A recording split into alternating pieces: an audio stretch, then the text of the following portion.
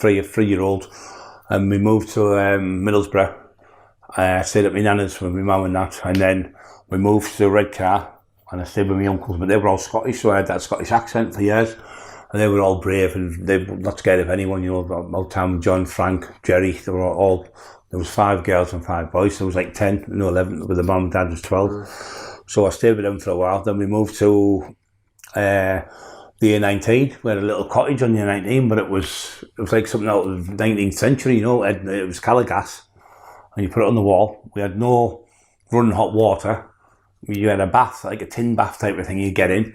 Did you have electricity? No electricity whatsoever. It was just, it's still there now, you'll see it on the A19, it's between the garage of Billingham and where they do the car, the Ron Perry's?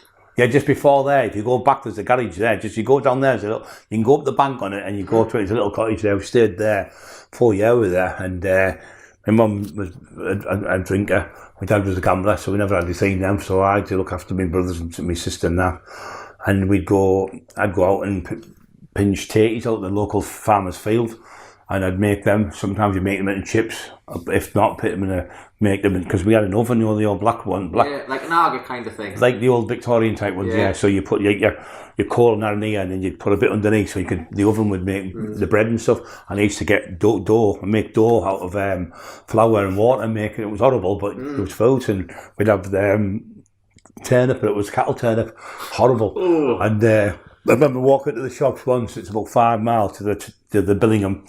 Wolverston, not far from Wolverston, It was about 5 miles to there, and 5 miles back. I was about 8-year-old, and I got there and I had about 5 or 6 bags of 5 or 6 bottles in each bag, and I got there and there were Lowcocks. They only took Jones's bottles, and I was fucking devastated because I was going to get some butter and bread and make some chips and things. So I had to go and make a fire outside in the garden and make roast tatty type of thing. So we've known hard times, you know. There was no electricity, so then we moved to Romaine Park, 13 Romaine Park we moved to. It was on the corner, and when I moved there, I got bullied because I used to go to St Helens. But when I first went, I pretended I was a Kung Fu expert, and I said, do you remember the Hong Kong Fu advert, the cartoon? So I pretended I was a Kung Fu expert, and I had a Scottish accent. I got bullied, so I pretended. He said, where do you go every weekend? I used to go to my nana's.